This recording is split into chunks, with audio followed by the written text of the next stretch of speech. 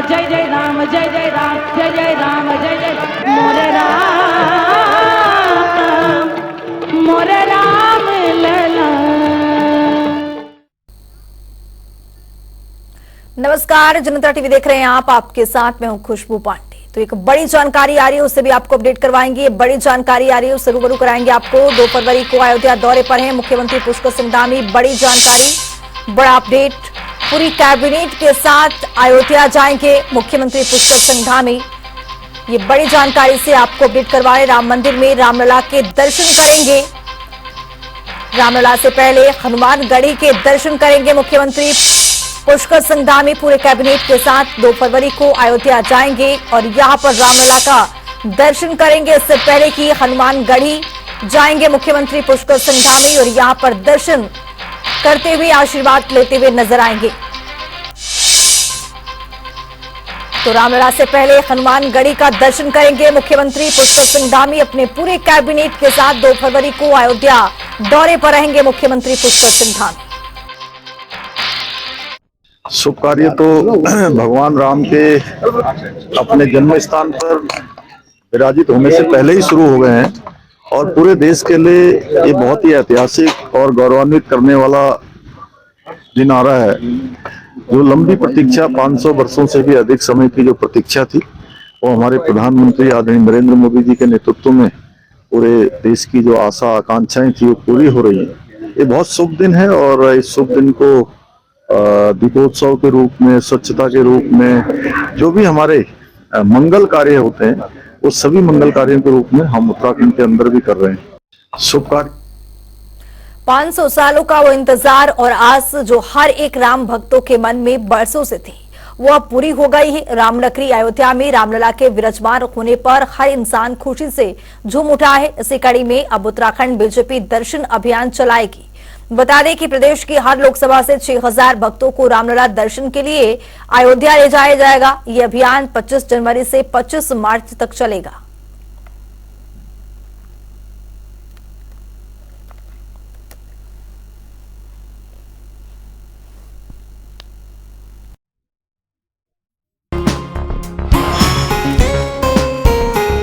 इस कार्यक्रम के प्रायोजक हैं पतंजलि मसाले, सेहत भरा स्वाद मिलावट से आसान।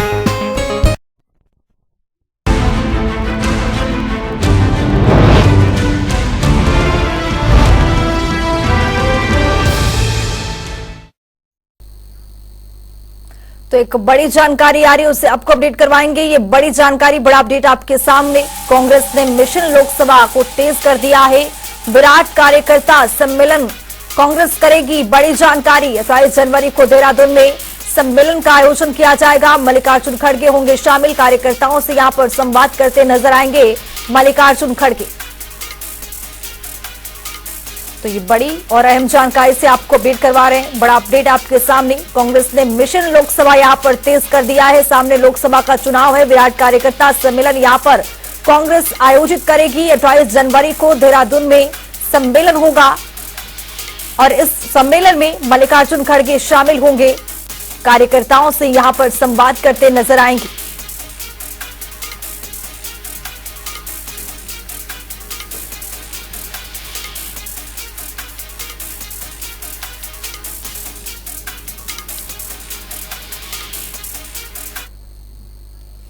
आज नेताजी सुभाष चंद्र बोस की जयंती है। इस अवसर पर मुख्यमंत्री पुष्कर सिंह धामी ने सीएम आवास में उनके चित्र पर श्रद्धासुमन अर्पित कर श्रद्धांजलि अर्पित की है। इस दौरान मुख्यमंत्री ने कहा है कि आजाद हिंद फौज के नेतृत्वकर्ता, भारतीय स्वतंत्रता संग्राम के महानायक नेताजी सुभाष चंद्र बोस ने राष्ट्र की स्वाधीनता के लिए अपना जीवन समर्पित किया है।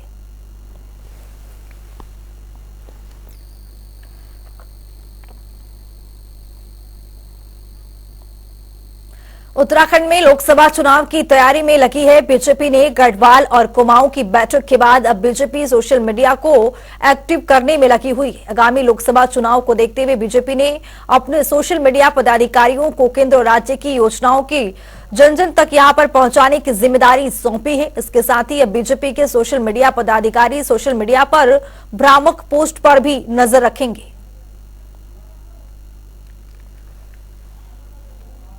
देखिए, उत्तराखंड सोशल मीडिया ने पिछले 1 महीने से एक ड्राइव चलाई थी।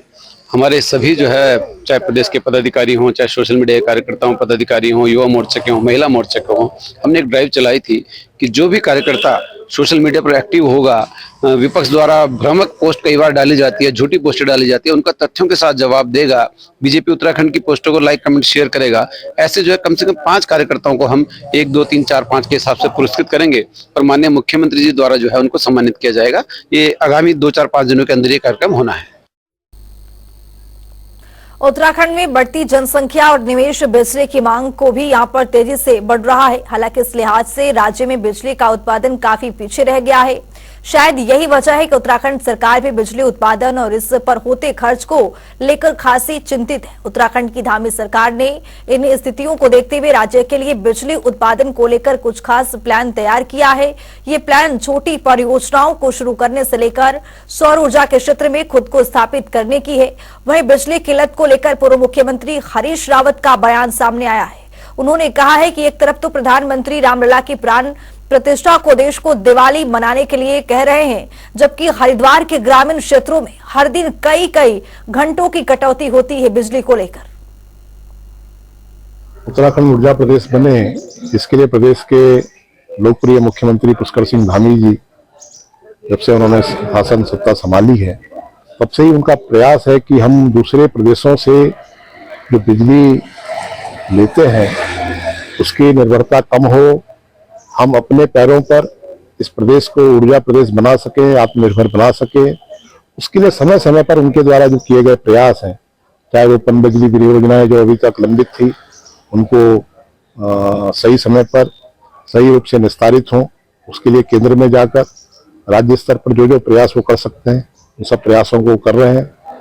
ऊर्जा के जो वैकल्पिक स्रोत हैं, तो सोलार के लेकर सौर ऊर्जा के क्षेत्र में उन्होंने बहुत ऐतिहासिक कई महत्वपूर्ण निर्णय लिए हैं। सोलार पर हमारी निर्भरता इतनी ज़्यादा बढ़ेगी, मुझे लगता है कि उस हिसाब से जो बिजली की डिमांड हमारी लगातार बढ़ती रहती है, तो डोमेस्टिक क्षेत्र में सोलार के प्रयोग को उन्होंने प्रोत्साहित किया है।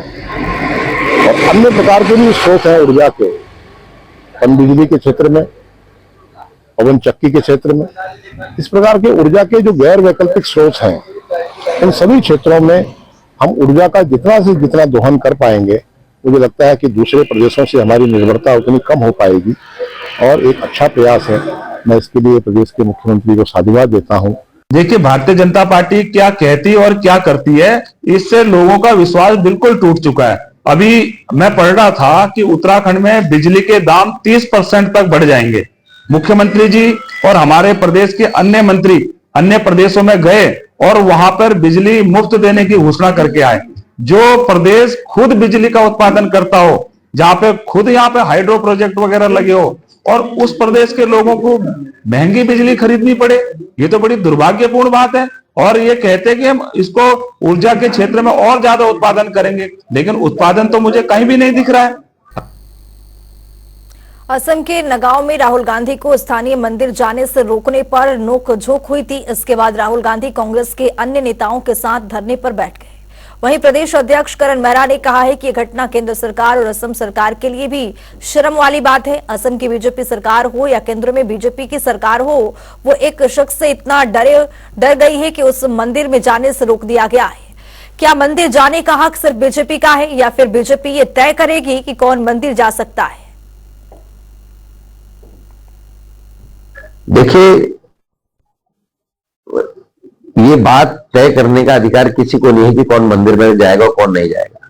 राहुल गांधी जी ने तो परमिशन ली थी और परमिशन मिली थी, उसके बाद जिस तरीके से अपमानित किया गया, रोका गया, निश्चित ही दुर्भाग्यपूर्ण है। एक स्वतंत्रता संग्राम सेनानी परिवार, एक शहीद का परिवार, वो शहीद परिवार भी है, स्वतंत्रता संग्राम सेनानी का परिवार भी है, उसका जब इस तरीके से अपमान हो रहा तो एक आम आदमी को किस तरीके से कुचलने का काम सरकार के नुमाइंदे कर रहे होंगे, इसको समझा जा सकता है। और निंदनीय है, दुर्भाग्यपूर्ण है, और हम इसका डटकर मुकाबला भी करेंगे। असम के नगांव में राहुल गांधी को स्थानीय मंदिर जाने से रोकने पर नोकझोंक शुरू हो गई। इसके साथ ही बाद राहुल गांधी कांग्रेस के अन्य नेताओं के साथ धरने पर बैठ गए। वहीं अब पूर्व प्रदेश अध्यक्ष गणेश गोदियाल ने कहा है कि घटना केंद्र सरकार और असम सरकार के लिए भी शर्म वाली बात है। असम की बीजेपी सरकार हो या केंद्र में बीजेपी की सरकार, वे व्यक्ति से इतना डर गई है कि उसे मंदिर जाने से रोक दिया जाता है।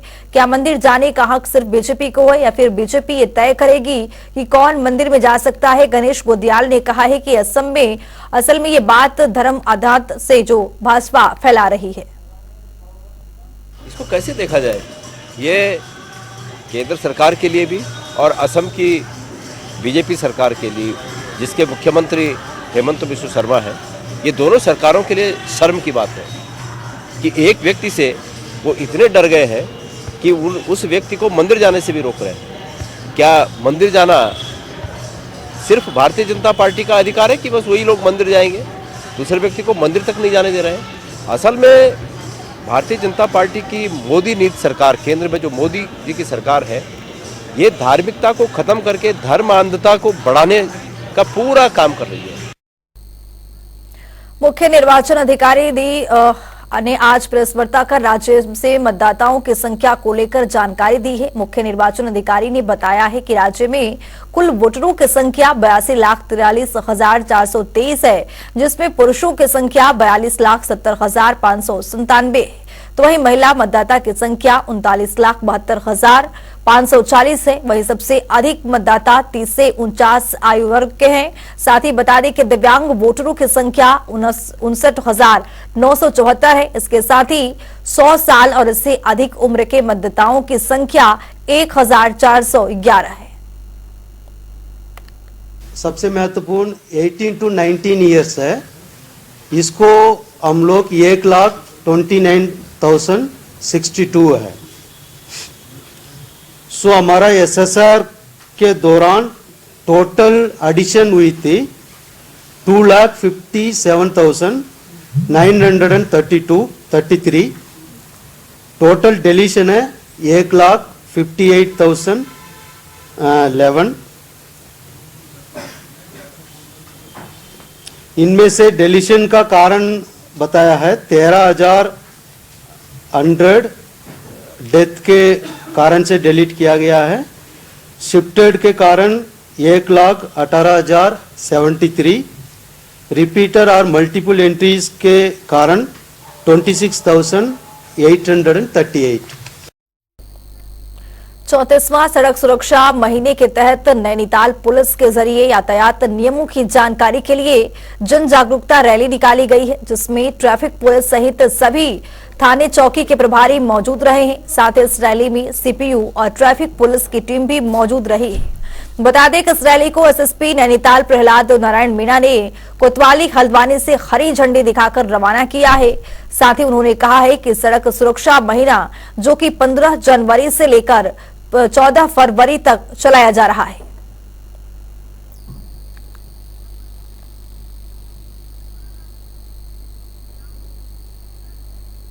उत्तरकाशी में पुलिस उपाध्यक्ष सुरेंद्र सिंह भंडारी ने नवनिर्मित महिला हेल्पलाइन कार्यालय का उद्घाटन किया है। इस दौरान उन्होंने कहा है कि महिलाओं की सुरक्षा और सम्मान के लिए पुलिस प्रशासन गंभीर है। महिला सुरक्षा को लेकर थाने पर अलग से महिला हेल्प डेस्क तैयार किया गया है, जहां पीड़ित महिलाएं निसंकोच अपनी बात रख सकती हैं। शिकायतों को सुनने के लिए कार्यालय में महिला पुलिस अधिकारी भी मौजूद रहेंगी।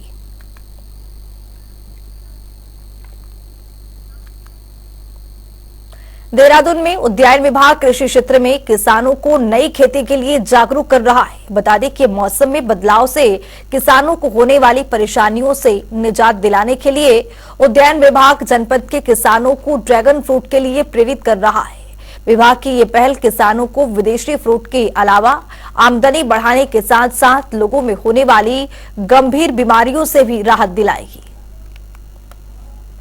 अभी देहरादून जिले की बात की जाए तो फर्स्ट टाइम हम लोगों ने डिस्ट्रिक्ट प्लान के अंतर्गत ड्रैगन फ्रूट की खेती के लिए किसानों को मोटिवेट किया और यहाँ पे फार्मर्स को ड्रैगन फ्रूट्स के प्लांट्स डिस्ट्रीब्यूट किए। लगभग 12,000 पौधे हमारे द्वारा यहाँ पे डिस्ट्रीब्यूट किए गए हैं और विकास नगर, कालसी और चक्राता ब्लॉक में, और लगभग 80 से 100 किसान इसमें बेनिफिट हुए हैं।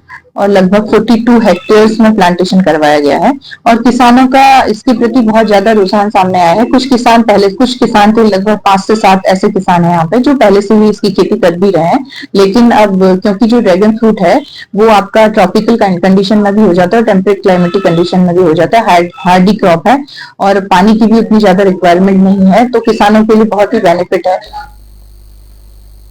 रामनगर में कॉर्बेट टाइगर रिजर्व के ढेला रेंज के अंतर्गत पड़ने वाले उम्मेदपुर क्षेत्र में एक नर तस्कर हाथी के शव पड़े होने की सूचना पर पार्क प्रशासन में हड़कंप मच गया। सूचना पर कॉर्बेट पार्क के अधिकारियों ने जल्दी मौके पर पहुंचे और हाथी के शव कब्जे में लेकर पोस्टमार्टम की कार्यवाही शुरू कर आगे की जांच के लिए यहां पर आदेश दे दिए। देला गांव में एक टस्कर लगभग 35 एज का एक टस्कर मर गया है। तो वो हमारे विलेज के पास ही खड़ा हुआ था, तो पड़ा हुआ था। तो उसको जाके आज सुबह जब हम चेकिंग किए तब पता चला कि ये मर गया था। तो उसको अभी पोस्टमार्टम किया गया है और जो भी उसका ये पार्ट्स है उसको सुबर्दी में आरओ साहब ने ले लिया है। इस बुलेटिन में मेरे साथ इतना ही। नमस्कार।